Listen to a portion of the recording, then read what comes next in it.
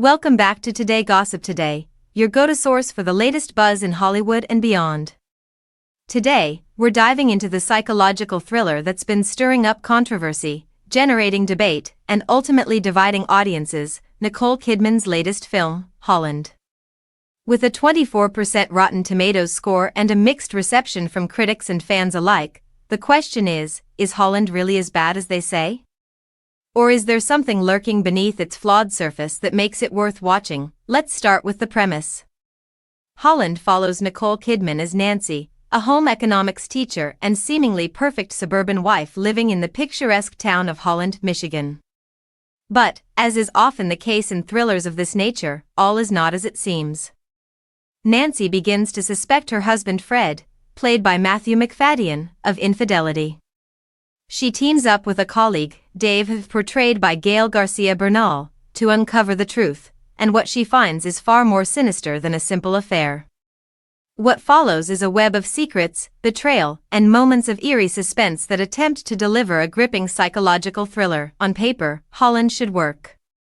The cast is phenomenal. Kidman, Macfadyen, and Bernal are all incredibly talented actors, each with a history of delivering captivating performances. The cinematography, led by Paweł Pogorzelski, who has worked on films like Midsommar, is sleek and polished.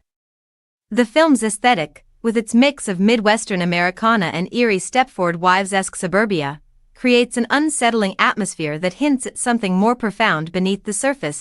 So why is the film struggling so much with audiences? Well, for starters, the plot is a mess. The writing, credited to Andrew Sadrowski, struggles to maintain coherence. Rather than a tightly wound mystery, Holland meanders through a tangled mix of subplots that never quite come together. Some moments hint at deeper, more intriguing storylines, but they never get the attention they deserve. Instead, the film spends too much time dragging out its central mystery, only to reveal a conclusion that lacks impact. Another major issue is pacing. The movie takes far too long to build tension, relying on cliched thriller tropes that feel overdone.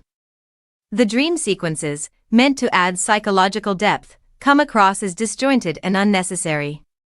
The supposed big reveal lacks the punch it desperately needs, leaving viewers more frustrated than shocked. If the film had trimmed some of its excess and leaned into its strengths, it could have been a far more engaging experience. Despite these flaws, there are moments where Holland does shine. Nicole Kidman, even in a script that doesn't do her justice, delivers a committed performance. She has always excelled at playing characters on the verge of unraveling, and she brings a raw intensity to Nancy. Matthew Macfadyen is another standout, effortlessly embodying Fred's unsettling ambiguity. He plays the kind of character who seems harmless at first but slowly reveals layers of menace, keeping audiences guessing about his true intentions. And let's talk about Gael Garcia Bernal. Unfortunately, his character is underutilized, and his arc never reaches its full potential. He and Kidman share some great moments, but their chemistry isn't fully explored, which is a missed opportunity. The supporting cast, while competent, doesn't add much depth to the overall story. Perhaps the biggest letdown is the lack of genuine suspense.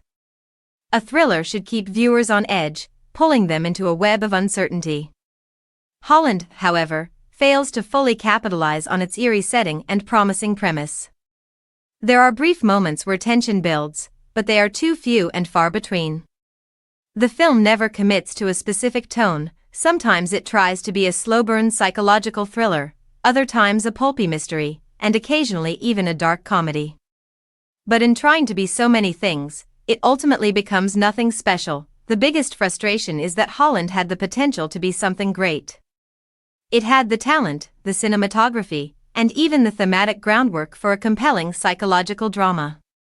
But the execution fell short.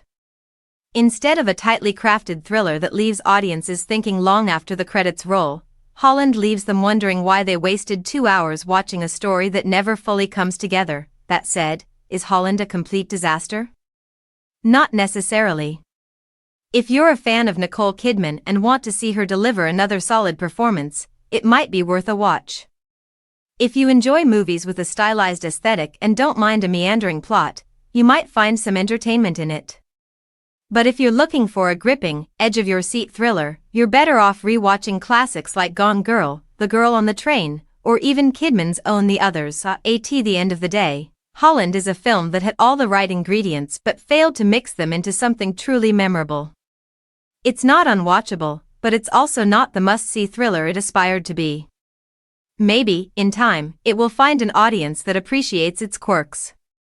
But for now, it remains a film that had promise but ultimately couldn't deliver. What do you think?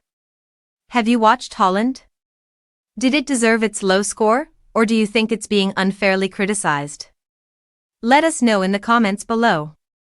And if you enjoyed this breakdown, don't forget to like, share, and subscribe to Today Gossip Today for more deep dives into the latest movies and TV shows. Stay tuned for more updates, and we'll see you in the next video.